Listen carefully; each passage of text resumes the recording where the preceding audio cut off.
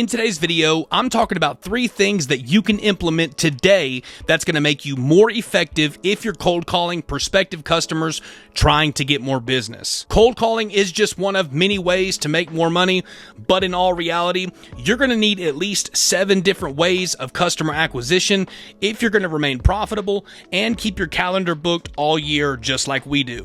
And that's something that we teach in the How to Stripe course is several ways of customer acquisition. That way you can cut the learning curve and not have to spend hours and hours handing out business cards but not seeing results. So if you're interested in parking lot striping and want to start a business that's highly profitable, be sure to check out the How to Stripe course. You can start striping, get customers, and quit your job. It will be the first link in the pinned comment section and the description. One more thing, 78.6% of people that are watching the channel are not subscribed. Don't be one of those people that constantly extract value from other people without reciprocating it. Be sure that you're subscribed to the channel, hit that subscribe button and that notification bell icon, like the video. Let's get into it. What's going on, guys? In this video, I'm going to be talking to you about cold calling. I seen a question that came in on the Discord group chat, and the question was, do you have any tips for cold calling? I'm struggling with it. And when you're first getting started, customer acquisition is the most difficult aspect of the job. I tell people this all of the time, and that is that the operational aspect of the job is a lot less strenuous when it comes to getting customers. Customer acquisition is by far the most difficult thing because you could be the best person when it comes to striping, seal coating. You can be better than anybody else. But if you can't get customers, it doesn't matter how good you are at performing the job. I see people bragging about this all the time of how they've been in the industry for 25 years, but they work for somebody else. So having a good balance of not only being able to perform the operational aspects of the job, but also being able to acquire customers. If you can't get customers, you don't have a business.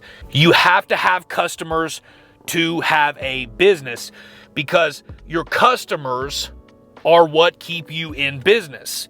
And this is something that I'm noticing a lot of people struggling with. That's why I'm talking about cold calling in this video.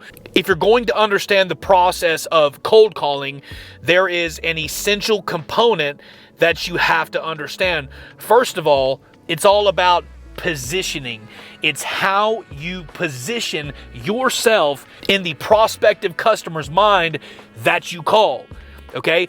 If you call properties and you position yourself like somebody who really doesn't know what they're doing, guess what? They're going to perceive your energy is somebody that doesn't know what they're doing. So if you're going to get good at cold calling, you have to understand that it's all about positioning, how you position yourself. First of all, if you're targeting properties, my advice, if you're cold calling, is target properties that have ADA code violations.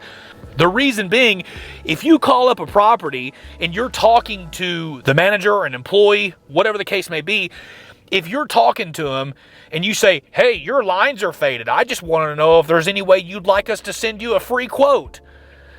That doesn't really sound like it's offering a solution to the problems that they have. Of course, their lines are faded. They know their lines are faded, but you have to persuade them to pick you as a legitimate solution. So target properties that have ADA code violations. If you pull up on a property and they don't have any signage to indicate accessible parking and they have faded lines, well, when you position yourself in such a way where you call up there and you say, hey, I just want to let you know that I was on your property, and did you know that you don't have any signage for your ADA accessible parking areas? It's a federal code, Not only that, your parking lot is in pretty bad condition as well.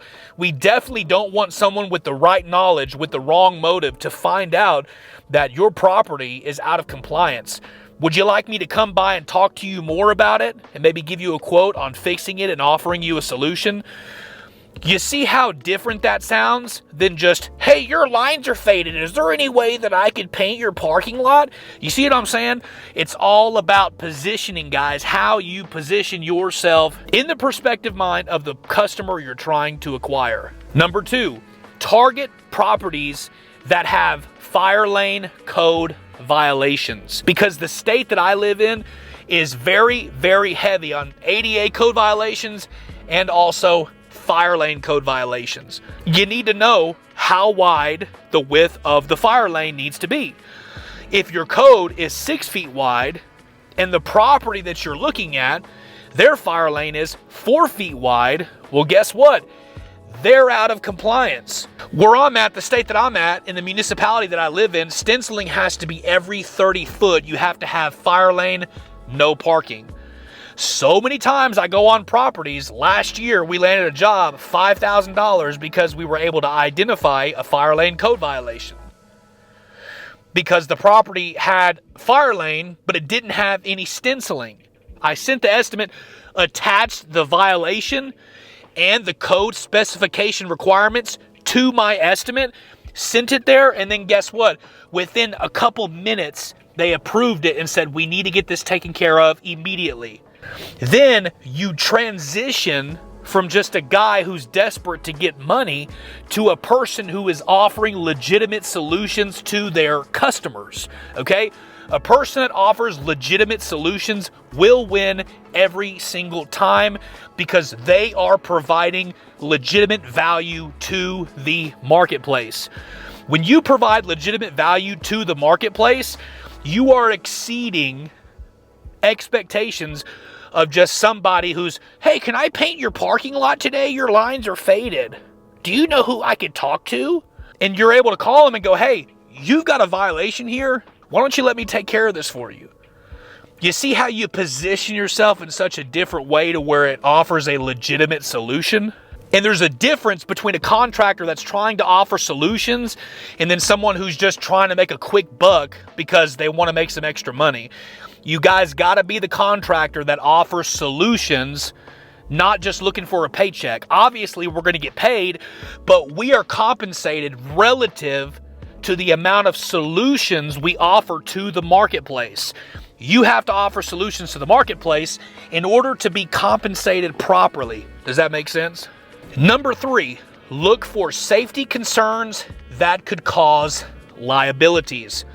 Potholes, broken wheel stops, striping that's completely faded, no directional arrows, bottleneck areas.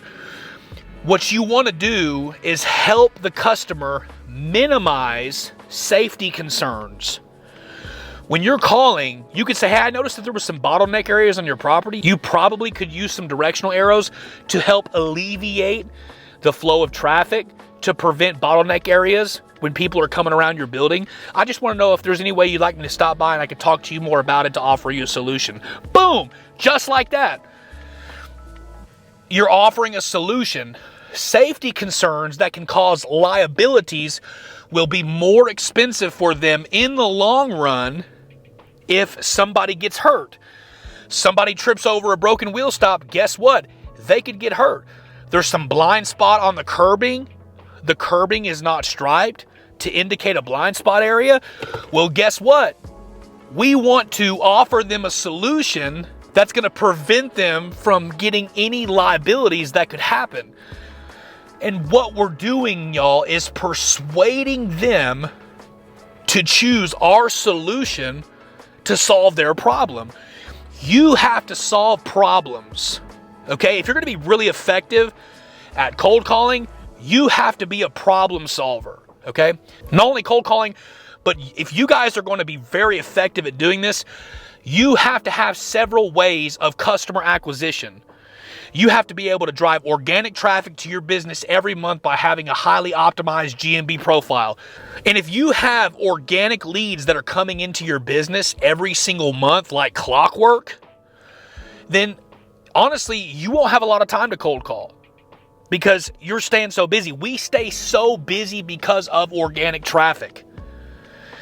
But whenever I first started, I had to do a lot of cold calling. So anyways, with that being said, guys, you're not going to be effective at cold calling until you offer your prospective customers a legitimate solution. You got to offer solutions and solve problems. Hope this video helped. We will see you in the next one.